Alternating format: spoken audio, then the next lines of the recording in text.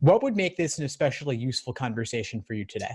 Well, I think because my exam's in just over 2 weeks now, I've mainly there are kind of a couple of things that have noticed I consistently have trouble with in pretty much pretty much all of the tests that I take. I at least get one question wrong that is to do with a couple of these things. The first one that I kind of seem to struggle with quite a bit is conditional statements where it's unless, without, those kinds of ones. Right, right. Okay. So how do you conceive of translating those right now? So from my understanding, I understand that you put, so unless, without, and those kinds of words, typically what they come before what the necessary condition would be. And then you negate the other part of the clause to become the sufficient condition. Correct.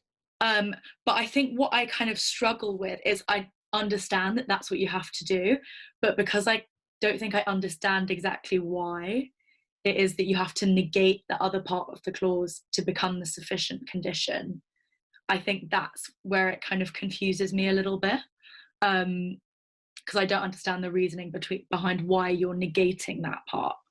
Sure. So let's talk through it with an example. Let's say no 180 on the LSAT without studying, or no 180 on the LSAT unless you study. Mm-hmm. So meaning you cannot get that 180 without studying means that getting a 180 requires studying. If you can't have something without something else, then that something else is in fact necessary. Like you can't bake bread unless you have flour. Flour is required in order to bake bread. Yeah. So it's just another roundabout way of establishing a necessary condition. Okay. So as long as you make sure that you have the unless and then what comes after that as the necessary condition, and then the other part of the clause. So you would say like flour as the necessary condition, and then negating no bread, and then negating that to bread. So bread requires flour. Exactly. Okay, perfect. That makes sense. The second thing I was going to bring up was in reading comprehension, I kind of struggle most with the main point questions, and I'll typically get all of the other questions in for a passage correct apart from the main point one. And I think where I've kind of been going wrong is that, for example, sometimes there'll be, or either I'll get down to two and I'll pick the one that's a bit more general as opposed to more specific, which I kind of don't I don't really understand why that's wrong, because is it all right if I brought up just to give you an example? Yeah, sure. From the one practice test I did, it was talking about like Toni Morrison and her jazz novel, and I picked the one that was a much more general description of what I thought was a general description of the passage, and the correct answer mentioned Duke Ellington's style of musical composition, which was only first brought up in the third paragraph out of the four. So I thought that my reasoning for not picking that one was that, you know, that was only brought up later on, and when I kind of went over explanations of it that I kind of found in various places, it was saying how, oh yeah, that you need to pick the one that more specifically addresses details, whereas to me the main point, it makes the most sense that the main point would be like a general thing that mentions everything and not specifically something that's talked about in one paragraph. Yeah, I absolutely see what you're saying on that. And so I would not agree that you want the one more focused on details. You want the one that reflects the reason the author is talking at all. So in that case, even though Duke Ellington may not have been specifically mentioned until the third paragraph, those first two paragraphs may have only served as background information Okay. to set the stage for bringing up Duke Ellington. Okay. So I think where I'm going wrong is because I've become so accustomed to not just, making sure that you're not just picking something that's in the last paragraph and you're looking at the passage a bit more generally. I think I've maybe veered too much towards the general sort of consensus of the passage and taken a bit too much focus off of I know sometimes there is a smaller part of the passage that plays a large part. Certainly. Yeah. I would say that a lot of times they will take some time to set the stage. They'll have a preamble or a preface that gives you the necessary background information to ultimately take some time to get to their main point.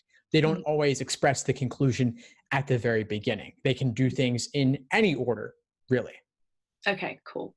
And then my other sort of thing is I'm basically in my practice tests at the moment getting about somewhere between 165 and 170, and but that's sort of, so basically my technique has been I'll do the whole practice paper in timed conditions, and then when I finish I will go like back to each section where I'll mark off where I got up to if I didn't finish the section, and it's mainly just usually reading comprehension that I don't quite finish, and I'll time how long it takes me to complete the rest of that section, and usually it's about like 5 minutes extra for reading comprehension.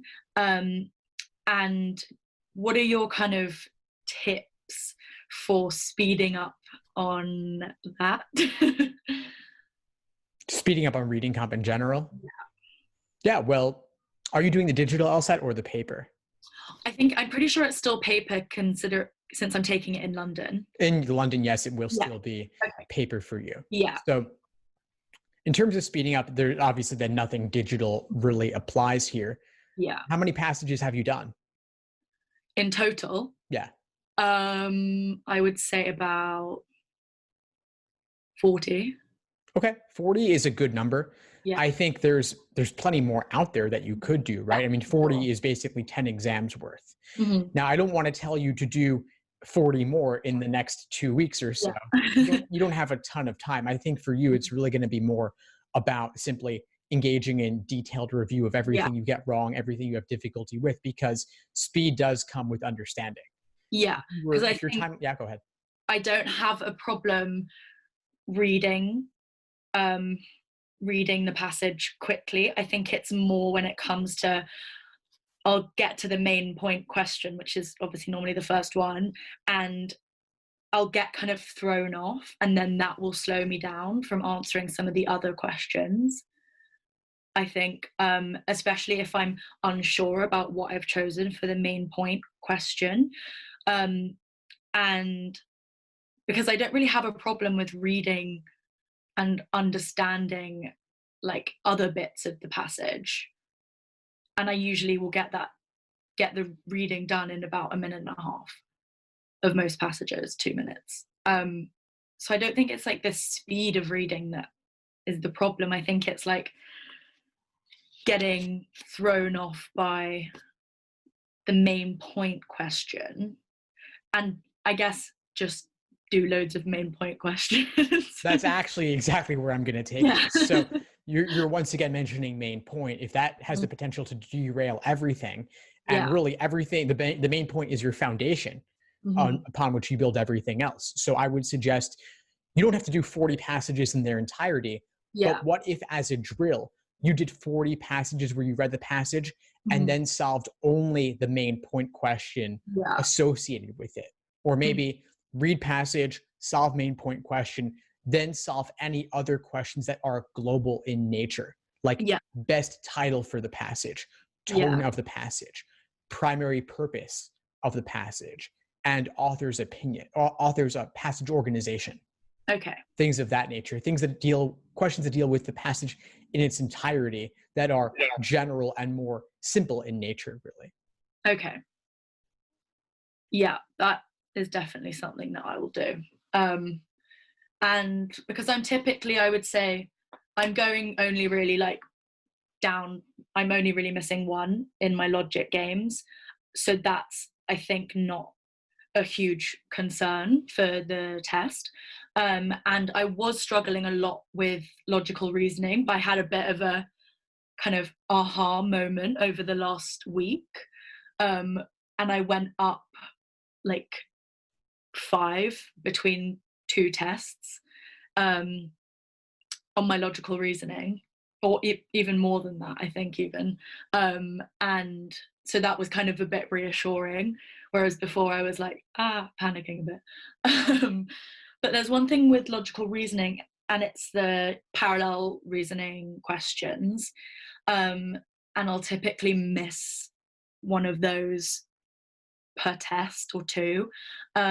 Sometimes because I just leave it out because I'm running out of time. But also because sometimes I have trouble with a lot of them. I find it's not very clear whether there's like conditional reasoning or not. And sometimes I find it hard if there's not those clear signs of conditional reasoning to kind of spot the conditional reasoning. If there's no sort of if, must, requires, those kinds of words. So then obviously I find it hard to identify the conditional reasoning, and then it's impossible to answer the question from there.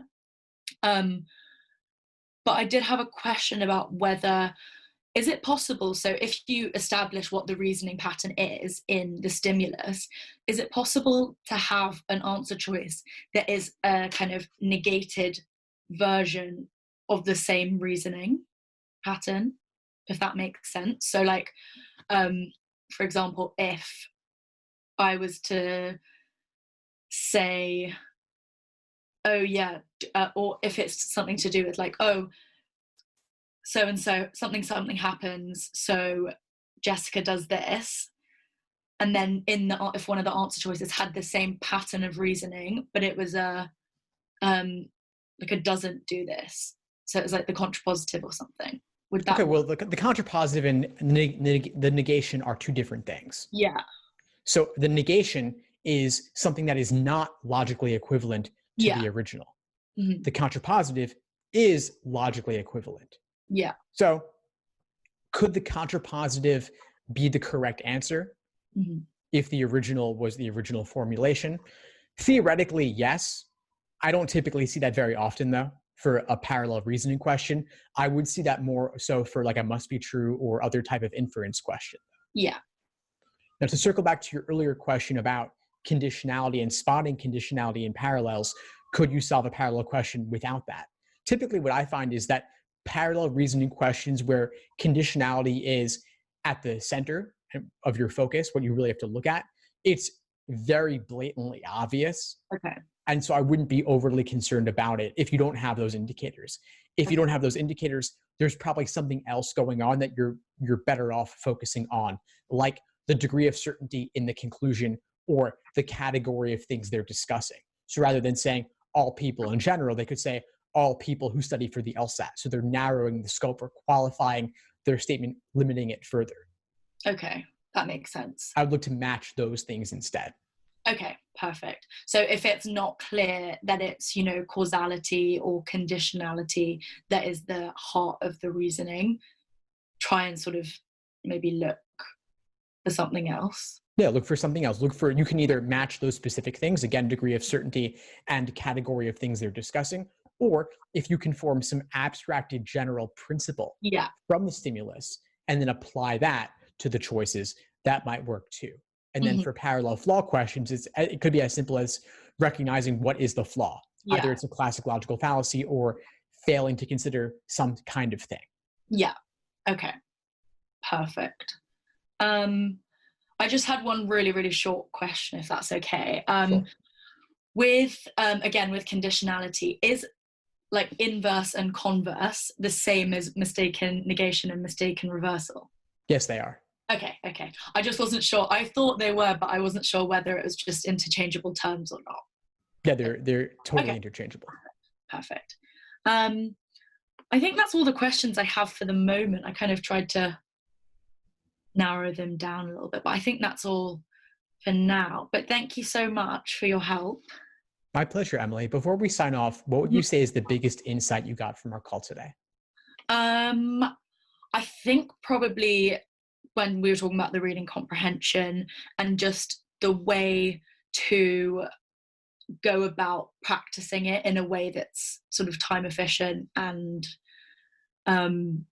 will be helpful to me, because I kind of was thinking, do I do it just read the passages and do I have to just do so many full sections of reading comprehension, or is there a way, because I find it's not as easy to drill certain types of questions that I'm struggling with as with logical reasoning or something like that. So that's really helpful to sort of think of it in a way that's just attacking the main point and then any other global questions. Awesome. Great. Well, I'm glad I was able to help. Please keep in touch. Thank you so much. And let me know if I can help in any way as you move forward. I will. Thank you so much. All the Happy best. New Year as well. Same to you. Bye. Bye. Thanks for tuning into the show. Please subscribe if you haven't done so already to be notified of new episodes as I release them. And feel free to reach out if you need anything at all as you move forward with your prep. I'm happy to help however I can. In the meantime, I wish you all the best and take care.